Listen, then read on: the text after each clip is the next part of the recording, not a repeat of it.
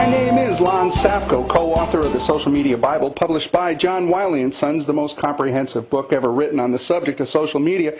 And today, we are doing something rather unusual for our Executive Conversation podcast. We're here with two members of MediaSauce, the President, David Cain, and Vice President James Burns. And we're going to be talking today about social media enhanced websites and, of course, social media. So, David, James, wow, it's awesome to have you here today. This is great. Thanks, Lon. It's great to be here. Cool. I agree. We're really excited about the project. Yeah, it's fun to have you on board. I'm really glad. It took a really long time to find the right company, and I love your philosophy, and that's why it's important to do this interview with you guys. So, David, can you kind of kick off the interview here with telling us a little bit about what your background is, who you are, MediaSauce? Yeah, absolutely. My name's David Cain. I'm president of MediaSauce. I've been with the company since it started, probably 6 or 7 years ago. We're an organization that believes that the world is changing, and we have for many years, and it's starting to pick up speed and happening more and more, but the world is realizing that it's more than just online as another platform. It's online as a transformational force that is going to drive into an organization and make it completely different than it ever was before. Industries, lives, business, how everything works is fundamentally different, and we're at MediaSauce the partner for that. That's exciting to hear, and I love the term transformational force. I completely agree, which is the purpose of the book. It is transforming the way people are doing business. James, can you tell listeners a little bit about who you are and what brought you to MediaSauce? Absolutely. I worked in the traditional media business for about 7 or 8 years, focusing on how the Internet was impacting the way people communicate, engage, and consume information. I worked for both publicly traded newspaper and television companies, and to watch and see how the Internet was making an impact on those industries, it kept me constantly looking at what the opportunity was to integrate those behaviors of consumer engagement and consumption into the business world. And when I had an opportunity to join MediaSauce as a leader nationally in Internet strategy and creative storytelling, I really felt like it was a great fit to be able to enhance and take that education and to spread it within the business community and the association community. And I think that's an awesome background to have because with social media, a lot of times nowadays we're hearing the term citizen journalism. And I think that really is, there's a huge transformation between magazines, newspaper and other printed media, and online sources of information. I think that's a great background. Thank you. I totally agree. I think the biggest thing with citizen journalism and really the higher level of just user-generated content has always been the paradigm between trust and transparency with communication. I think that's the one thing that has kept the barrier there between traditional media and what we would call new media or user-generated content media. And I think that'll be the ongoing opportunity for organizations to take advantage of as we move forward. And again, I heard another word in there that keeps coming up in all of these Executive Conversation podcasts is trust and transparency. We've grown not to trust conventional media because of the massive expense that's associated with it. Almost always there's some kind of a hidden agenda with conventional media where this inexpensive and most often free social media has a tendency to kind of be more transparent, more truthful, more from the heart, and less apt to contain a hidden agenda. Do you agree? In some capacity, yes. I think in some capacity it's the appearance of transparency also creates the opportunity to promote an agenda. So it's a very careful balance. Okay, that's a good point. Controversy, I like it. As we go through these questions, what I'd like to ask you guys, whoever wants to field it, that's cool. And if you both want to field it, that's also cool. If you could just mention ahead of time, just tell us your first name, because we're going to have this transcribed, put into the book. And for the transcription person, it will drive her crazy if she doesn't know who's talking. So if we can do that, and that's cool. Overall, social media has changed the development of corporate websites, the way we're doing business on the Internet. Who wants to kind of address how that's changed? James, I'd be happy to speak to that first. I think the biggest thing about it is the realization that we've gone from a one-to-many broadcast message where we're publishing information that we want our consumers, prospects, and customers to hear, to actually requiring ourselves to be prepared to actually have real conversation with our customers. It's transforming the way we have to engage in the sales and prospecting process, the marketing process, customer relationships, customer support. The biggest opportunity that's sitting forth to us today, how do we create these conversations in a way that also allows us to promote our message and promote our products and services? I think that the biggest challenge for organizations as it comes forward is the reality that people have an opportunity to converse. They're not always going to be saying the things that you want them to say, but in the same context, you have an opportunity to engage and really create transparency, as we mentioned before, by addressing both the good and the bad of how consumers are experiencing your product or your service or your brand, and turning them into excited consumers about your product if you properly engage them with these tools. So it's about transforming the way you communicate, and the website itself as a platform, to answer your question, is the way that we're going to be able to do that more effectively and efficiently in a 24/7, 365, 60/60 world. And that's a really great summary. I think you touched on every one of the major points that I'm excited about. And also the fact that you touched on up until now, for the last 6,000 years, whether we're selling goat bladders 6,000 years ago or madmen in the 60s with marketing and advertising, it's always been pontification. We've always pushed our message in front of the customers, hoping that we might strike a chord. But what we're seeing is this change from us pushing our message to really listening to the customers for the first time. Do you agree, David? Yes, this is David. When I look at social media, I hear the term, and I think of how it changes the average web page of corporate America. I think that it's really a scarier word than it has to be for most people. Social media, to me, if you just eliminate the term and you say what we're doing is, nobody would have a problem if I sat down at a table and I said, tell me about your company, what it does, and how it works. Everybody has some level of comfort with having a conversation in the offline world. You have to, otherwise you wouldn't be able to make it in business. And really what the online world does is it's taking that conversation to a URL, to any kind of social platform, or any kind of platform for that matter, where you can have this conversation on your own time and you can move from corporate messaging to self-discovery. That when I think of online, I think of we're creating experiences here that have to be experiences that match what goes on in the offline world, but they're different. They're fundamentally different than what you'd have sitting across the table. And the difference is going to be that the audience is a lot more selfish, and the audience is a lot faster. So you don't have the time to engage like you would if you sat at the table. You've got to make it happen fast, and you've got to make it relevant and interesting. And that's where all those buzzwords of transparency and being authentic and all that come up. And to me, it's like that's just what normal people do when they sit down and have conversations. You've got to be trustworthy. You've got to be honest. You've got to be real. Otherwise, people are going to look at you and say, whatever, get out. I don't want to do business with you. And that's a really good perspective, too, and I totally agree with it, that the art of conversation is definitely intact here. We have digital tools to facilitate that conversation, but we're not sitting at a bar table with a beer in front of us and have 2 hours to communicate a thought. With Twitter, we have 140 characters and about 10 seconds to communicate that exact same thought. But the communication tools are kind of the same. You have to listen and then participate. Would you guys agree? Yeah, absolutely. Yeah, absolutely. I sit there, and one of the examples I like to use is I said, if I were, you ever met that guy at the party that never shuts up? You stand there and you listen. All he's got to do is talk about himself. Mm-hmm. And when you're all done, all you're doing in your head is you're thinking of ways to get away from him. You move back to an online experience, and the same thing happens. If all that's going on is you're talking about yourself, your company, and all the things you do, and everything's about this corporate message, then nobody's going to listen. Because when I go to a party, I go there to mingle, get to know people, network, etc. And in that context, I've got to like somebody first before I even want to hear what they have to say. Great point. It's about an exchange.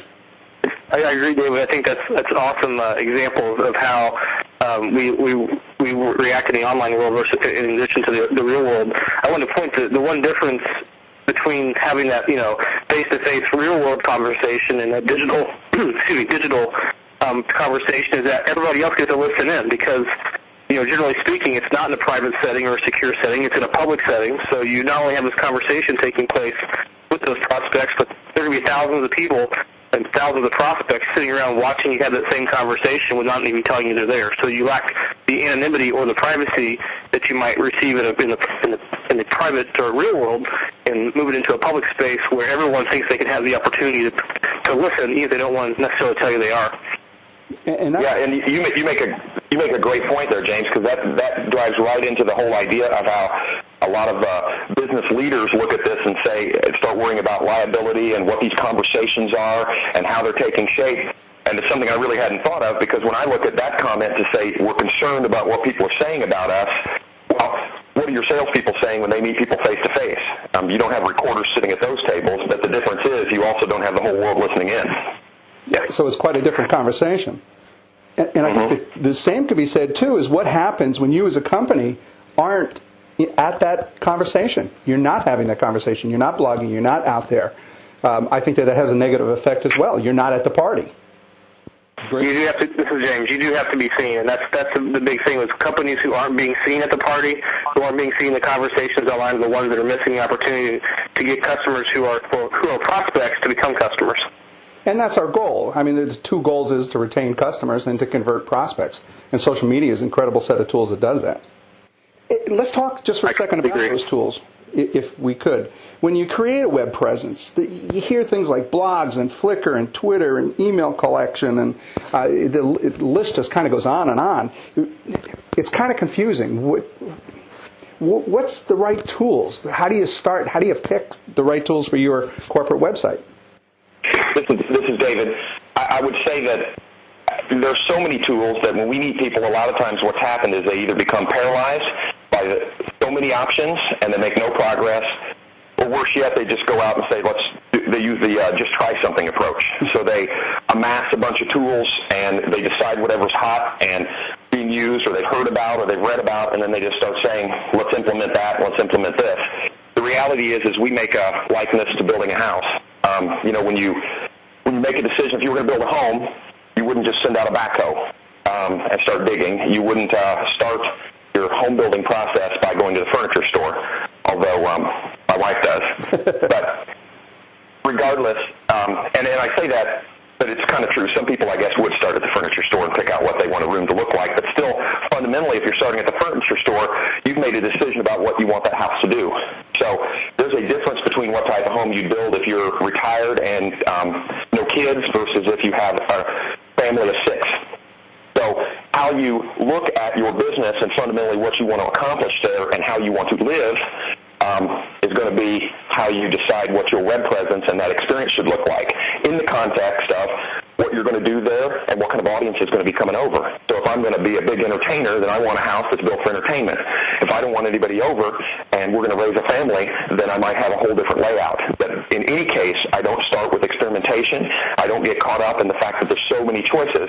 I have to step back and say, what am I trying to accomplish? What am I going to do here? And then build the right kind of experience that fits my audience. And that might not include all these tools, and it might get it down to where there's a handful that are relevant. I agree with that, David. And I think in addition to that point, it's also the fact that this has been this traditional mindset up, say, through about mid-2005, 2006, that everything had to be in one location. And the reality of it is you have different audience members, different prospects, different customers who have different needs in different places on the web. And your initial initiatives online can have multiple presences. You can have microsites that serve specific needs. You can have tools and applications that sit on different platforms.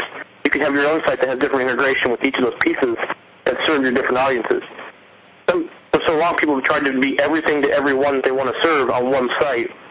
And the reality of it is, with the way people search, the way people find information, the way social networks are influencing where people go, even find information, you have to look at where your customers are going to be at in the moment in the prospect decision-making method. So they know exactly where they're going to be at in that moment of making a decision where you might become relevant. Excellent. The two things that I'm hearing is that before you sit down and just start implementing, you really need to develop a blueprint, kind of think it through. And the second thing is that you can't be everything to everybody, or you're really nothing to everybody. You have to understand the psychological marketing to understand what your customers are looking for. This is James. I totally agree. In fact, you use the word blueprint. It's very coincidental. That's also one of the processes we use for determining the proper places and methodologies to reach prospects and turn them into customers. We call our process the digital blueprint process. It focuses on breaking down audiences, their use behaviors online, their behaviors of how they consume and engage in information online.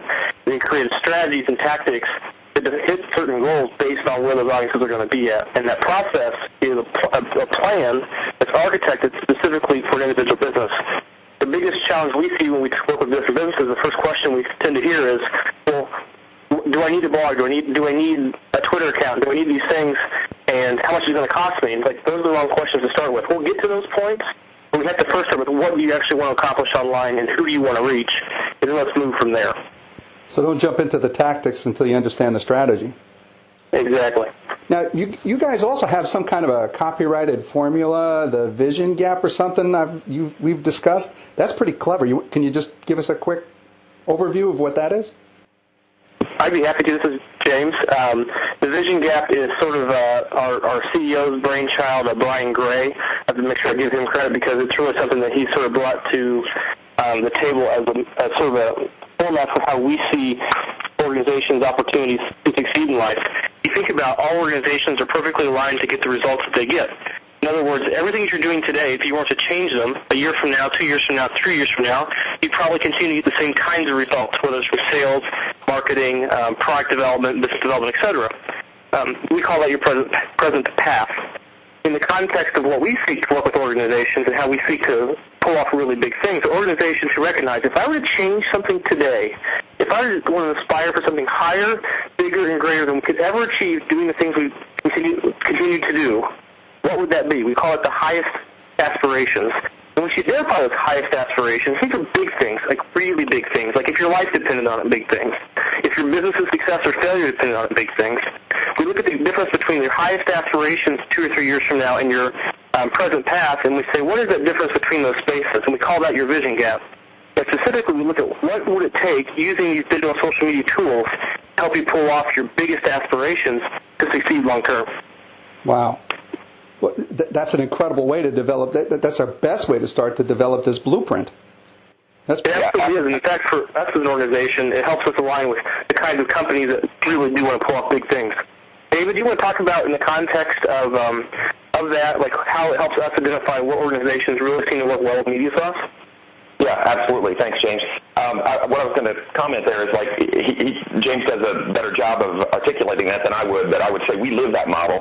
And when you live that model, you're only good partners with people who are wanting something different as well. So when we look at the marketplace, we have to find people that are trying to pull off something that is, if you're getting what you want, we're a bad fit. And a lot of people, when you ask the question, say, are you getting what you want, they always want more, but there is truly only a few organizations that really do, that really live that. Everybody will agree that you want more, but deep within, what is the fundamental desire that's driving that? And if it's not present, it'll never happen. An example I use that's simple, but, I knew 2 guys that were going to quit smoking, and one of them at the new year, and one of them 5 days into the new year was smoking again. And I asked him and was talking to both of them. They both seemed as committed, but the underlying desire for why he wanted to quit smoking, one of them was thinking about having a family and raising kids. The other one, his girlfriend told him to. So the girlfriend told you to only lasts 5 days before you're smoking again. The other guy that has a fundamental life change coming quits forever. So the whole idea is that everybody can say they want something, but truly your desires have to match it. And we look for organizations. It's a tough prospect to find organizations that really have the desire to do something different than they're doing now. But it seems to me that if you can find those organizations, that's really where the exciting work is, because you are making these major transformations using the most incredible tools available to us today. Yes, absolutely. Right. Yeah, and when you look at it, it's like that's where we come up and start talking. We want to be in the transformation business because we want to help somebody, an organization that has those really grassroots desires to do something different and to pull off something great and to live the model we're living. That's who we want to work with because that's where the exciting work is. Wow. I love that idea. This is James. From a business perspective, that's how we recruit, too. I mean, we're looking to hire people that work in this organization who want to think big every single day and don't want to do boring, average, mediocre stuff. And, when we talk about prospecting for customers or even the ability for us to look and align ourselves with the right business partners, it's all about people who have that highest aspiration and understand that achieving your highest aspirations requires risk. It's not the safe road. It's the road that requires you recognizing that there's a massive difference between where you want to be and where you're going, and being willing to make the commitment personally, mentally, culturally as an organization to to align the resources and the initiatives to get you in place to be able to achieve those highest aspirations. And that's a good place to say. I mean, fundamentally, if you say all those things, it's like, yeah, we're looking for people that really want it because they want to do something different and they want to change, not because their girlfriend told them to. Absolutely. And change is often painful. Most people don't like change. There's certain people like us that I think thrive on it, but change can be somewhat painful and costly and risk, and that's painful. But there's the reward. Our CEO, Brian, talks about the fact that really transformation is not an evolution, but a revolution. And in the context of being able to recognize that with a revolution and being in a revolutionary times within your organization, you have to admit that some people are probably going to get hurt. And I think about that. Do you know of any real revolutions in the history of man where somebody didn't get hurt? And you probably have a hard time naming one where that's not the case. So from a perspective, this risk also includes the upsetness of some potential cultures, the reality that some people just aren't meant to be in an organization that's going to transform, and the reality that you might have to hire for the kinds of people who are looking to completely change the paradigm in a way that's going to cause some uncomfortable situations. It's going to cause some tough business decision challenges to be made, and but that's okay, because if you really want to pull off something big, that's going to be just a necessary evil. That's terrific advice, because I think of the corporations that I speak to, they're scared, and they're scared of those type of people, and they're scared of that kind of change, and they're scared of losing control. But I think you're absolutely right. You're going to have some type of chaos anyway. It's better to have controlled chaos than just random. Excellent. I agree. We have a client right now who's a Fortune 500 company, and one of the executives of the organization who has engaged us in some services to relaunch one of their products. The reality of it is, what she's asked us to do is to transform an organization in a way that even threatens her opportunity, threatens her an individual's career path. But the recognition that things have to be different, can be better, and be more effective with using more effective digital social media tools than the traditional old methods is something that really creates promise for the organization to say there is a future. And I think that executives who are willing to not be selfish about the decision making, but be selfless for the organization, are the ones who are probably going to prosper the most long term. I love it. That's a great summary. And I hate to go from this incredible bird's eye view down into the weeds, but I want to talk just a little bit about some of these tools. Is a blog all that necessary for a company? I mean, do you really need, can you speak to why that's important? This is David. I love blogs.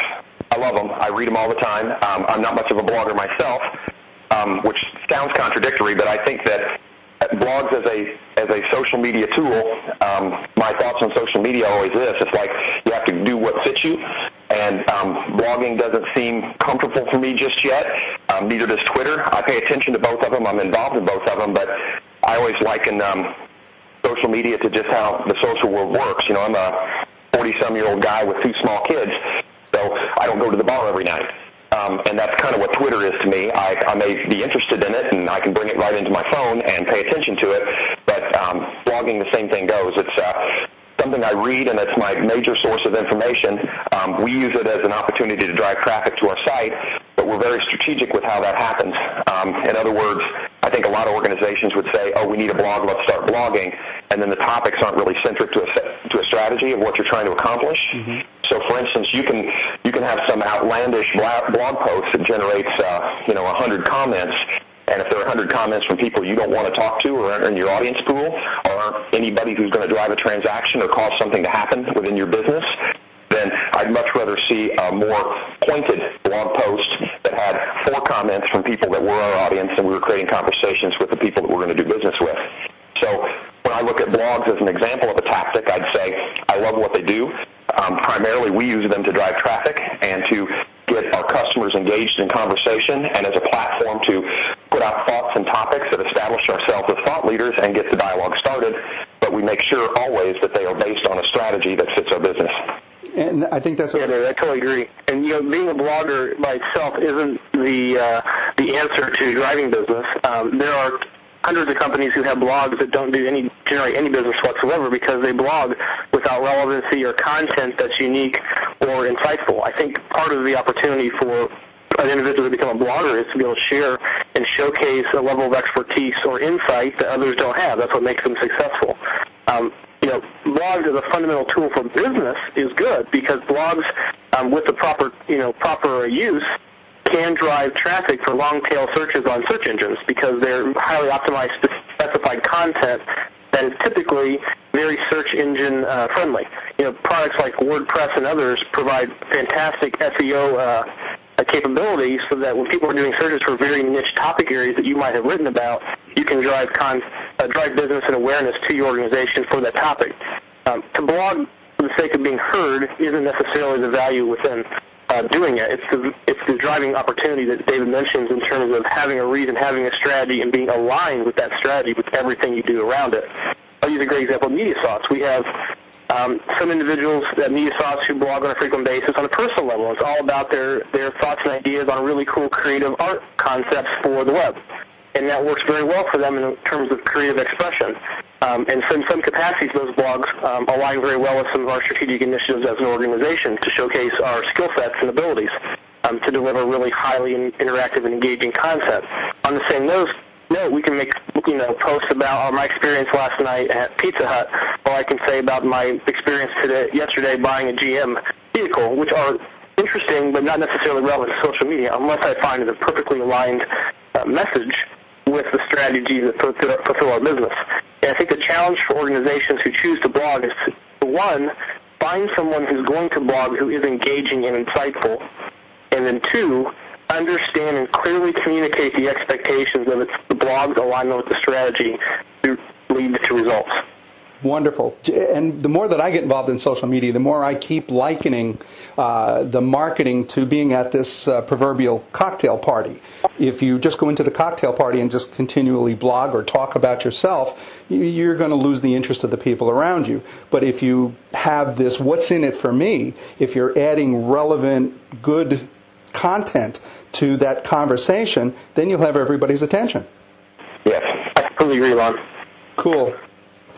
Here's kind of a big question that kind of builds onto this blog thing. You hear the word build community. I interviewed Gary Vaynerchuk, which is an awesome guy. He's the king of building community with his 600-plus videos and his winelibrary.com. What does the blog help build community? What does build community mean? Is that important?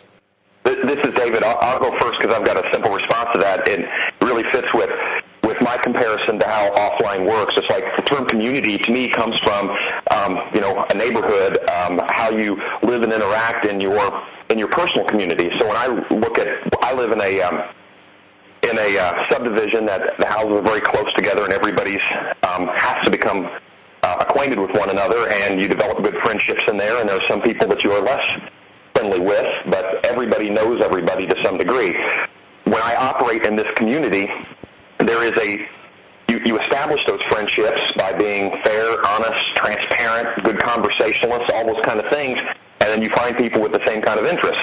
It just takes more time to work in an 1,100 house subdivision than it would be to find that online as you start to poke around and spend hours in the evening while the TV's on, and you give it kind of your partial attention, and you find relationships in there that make sense.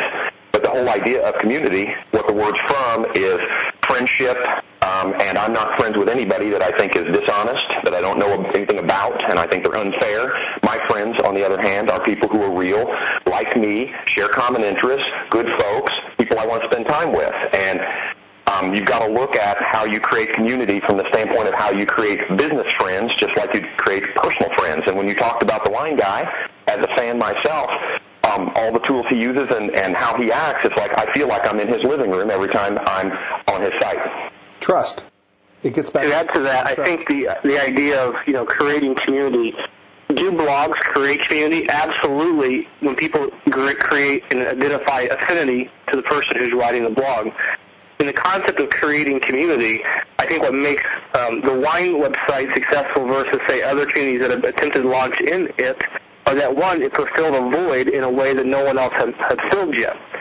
Part of making successful communities is finding the niche and category and the voice within that category that there's enough people who will align with it to seek affinity with you. Mm-hmm. And I think that's the biggest thing is, there are people who create very successful communities being exceptionally controversial. I mean, there are hundreds of case studies of websites with small groups, but nonetheless powerful and passionate groups who use the sites on a regular basis, use blogs and other mechanisms of social networks to drive on a particular agenda or purpose.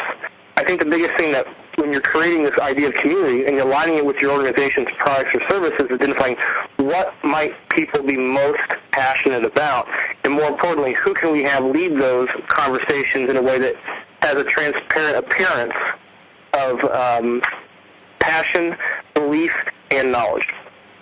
And I think passion is really important when it comes to a blog, because that gets back to the transparency. If you're doing it because the vice president told you to do it, it's going to be a lot different than if you're writing something that you're positively passionate about, and it comes through.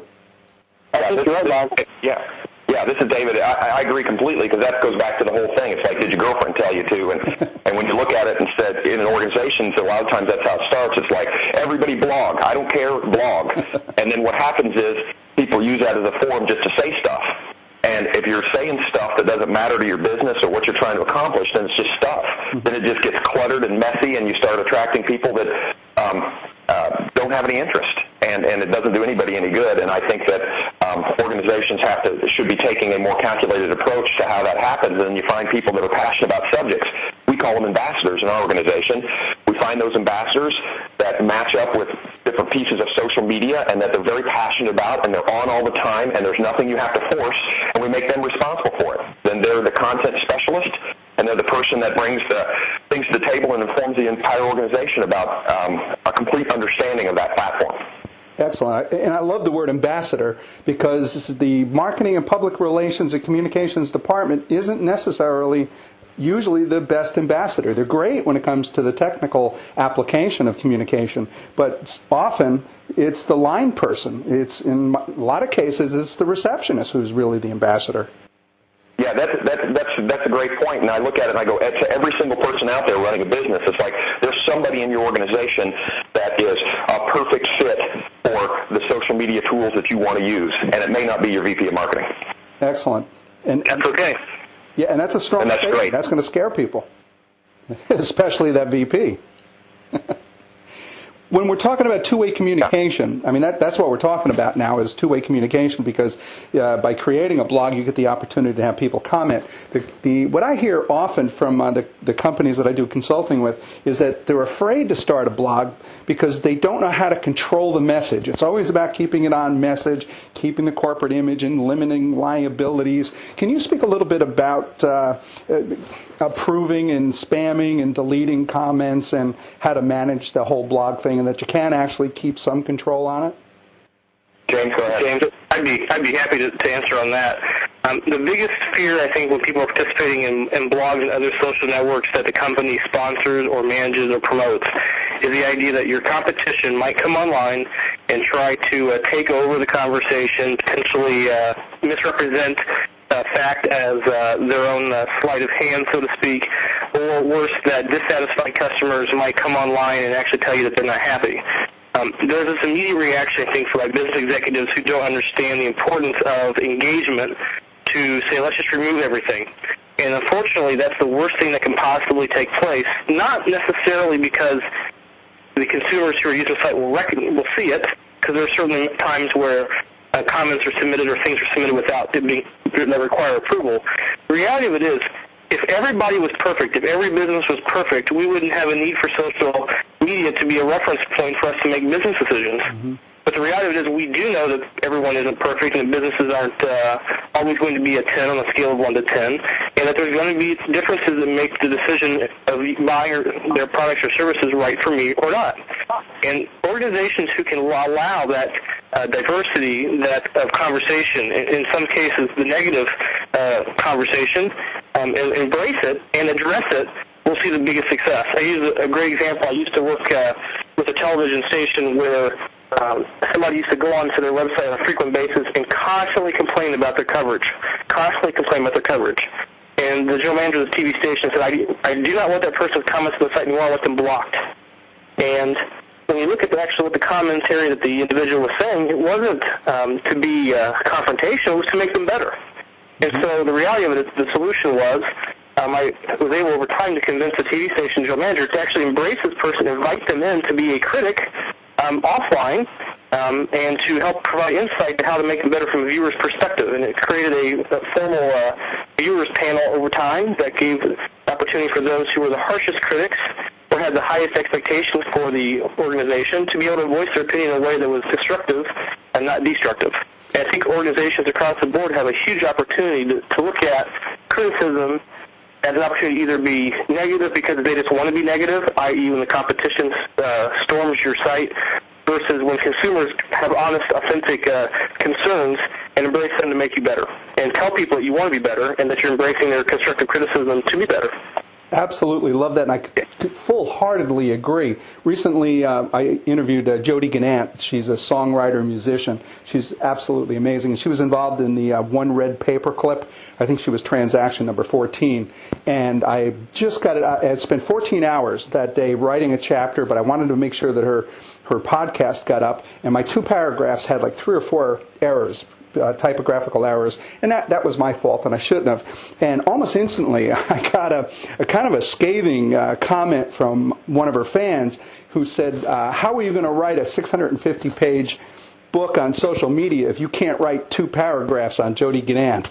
And I got to tell you, my finger was on that delete button for a full 30 seconds because I was really angry about that. But then I thought, you know what? She's absolutely right. There should not have been typos. I shouldn't have posted it. So I commented back on it, and I just simply said, how do I do it? With really good editors and help from the community. And then everybody had a big laugh about it, and it showed that I was human, and we all make mistakes. Yeah, it's really difficult for, this is James again, this is really difficult for individuals and then businesses, as a business formally, to accept making mistakes.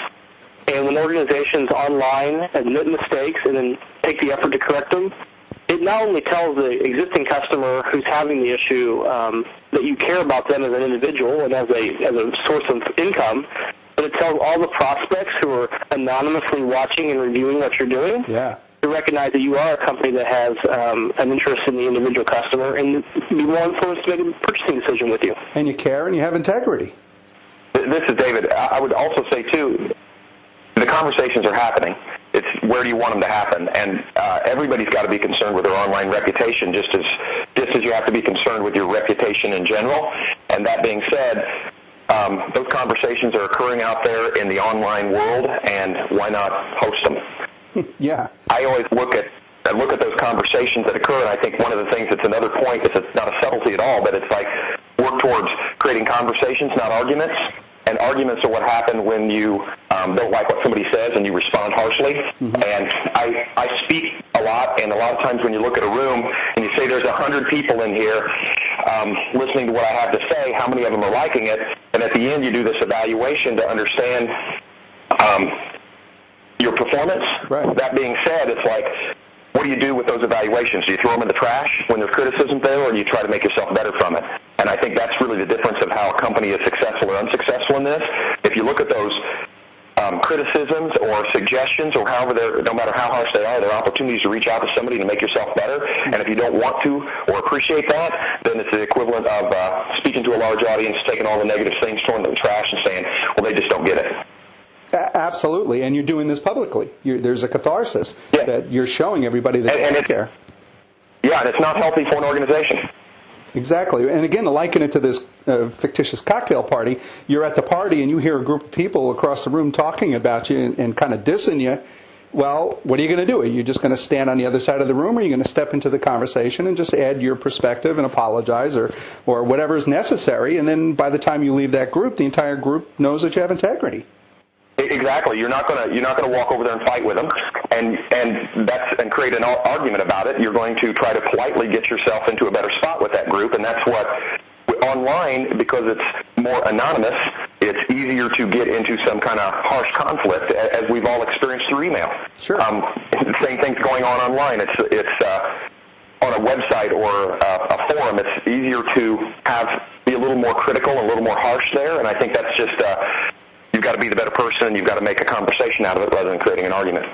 I love it. And to build on this, the comment marketing in particular, and subscribing and trackbacks and all these terms that most of these corporations aren't familiar with. Can one of you just kind of address a little bit about comment marketing, participating in other people's blogs, subscribing, trackbacks, that kind of stuff? This is James. I'd be happy to answer.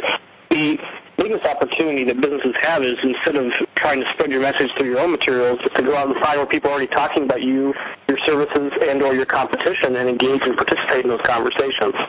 We work with clients who often say, I'm not even getting in the door. My competition is the one getting the business, and I'm not even on the radar screen because I'm smaller, or because I'm not in that geographic area, or because my product doesn't have the brand recognition that they have, etc.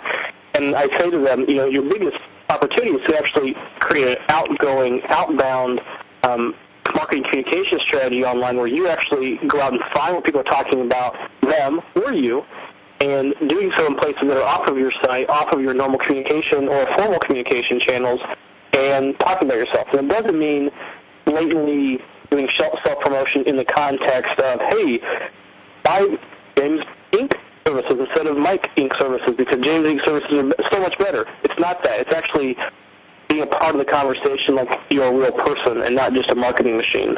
It's a difficult challenge, I think, for most corporate marketing and communications professionals to recognize that in the online world, being a part of those conversations is adding relevant and pertinent conversation, and being present as an organization needs to be more subtle than direct. It's almost like you imagine the used car salesman who's on the TV ads where it's buy now, that loud noise and annoying voice coming into any conversation that you're in. All of a sudden, it's like this slam, or as I would say, really more of a spam of information about the organization saying, here's what I have to offer, don't do that, buy from me. When the reality of it is, if you can participate in communication, you'll gain credibility in a way that people will want to at least consider you before they make purchasing decisions. Great. Can you imagine that same plaid jacket car salesman walking up to a group at a party and saying, Sunday, Sunday, Sunday, bring the kids? It would have the response. I think we've had that guy come to a party at one point or two, haven't we? Everybody's got one of those. There's always one of those at a party. I don't know why it is. There is. I don't know where you guys are going. Yeah, let's not go there. This is incredible. We're over 40 minutes. I love this. I just want to keep talking to you guys. We got to do some kind of a follow-up subsequent, because I've still got a whole list of questions I want to ask you guys. But for our listeners' ears, we're going to try to wrap this one up. Is there any success stories or anything else that you'd like to add about social media enhanced websites? Some way that you want to kind of summarize what we've been talking about? This is David. I'll go first with just some simple thoughts. I think everybody's got to look at their audience first and their goals. Their goals, then their audience, and then how they're going to achieve it. So you've got to put together a plan. And you've got to think in terms of moving from an online destination to an experience. You've got to think in terms of thinking of people as customers of your product, the consumers of your brand. And I think you've got to work from corporate telling to self-discovery and allow that conversation to just blossom. And really think of it as think of yourselves as platform agnostic, and decide what platforms work for your business and for your goals and your strategies, and then pay attention to what goes on in the world, because a lot of them are emerging and changing every day. Wow, great summary. Peter? I completely agree with David, and I had the point, do you want an evolution of your business, or do you want a revolution of your business? And I think organizations, if you had to think through what the opportunities a revolution might create for your bottom line, for your satisfaction of the day-to-day activities that you do, and for the future of your business, and identify what that revolution means for you, what the ROI would be, and then find out what would be worth investing to achieve that ROI 2-3 years from now, and then move forward with making that plan. Because if you can identify your highest aspirations, you have a much higher opportunity to make a big impact in your own personal life as well as your organization's long-term success. Wow, excellent summary. I love that. Excellent. And I know that the listeners are going to want to know the answer to this question. Where do they find out more about you guys and MediaSauce? MediaSauce.com. MEDIASAUCE.com is where you can find our online experience. And I would say that our business, like most businesses, is all about the people. So at MediaSauce.com, you will see a showcase of our people, what they're about, what they like, what they do, because they are MediaSauce. And you have saucers. Yes, exactly. Your employees are called saucers. I love that. Well, thank you, guys. I'd really like to thank David Cain, President of MediaSauce, and James Burns, Vice President of MediaSauce, for both being with us here today to talk about social media-enhanced websites and social media. So, David, James, thank you, guys. Thank you, Lon. Yeah, thank you, Lon. Appreciate your time. This has been Lon Safko, the co-author of the Social Media Bible. Be sure to check out our other valuable social media tactics, tools, and strategies that can be found at the Social Media Bible book and its companion website, www.thesocialmediabible.com. And for more information about me, Lon Safko, please, by all means, go on over to my website at www.lonsafko.com. And again, guys, truly, thank you for being here today. Thank you. Enjoyed it.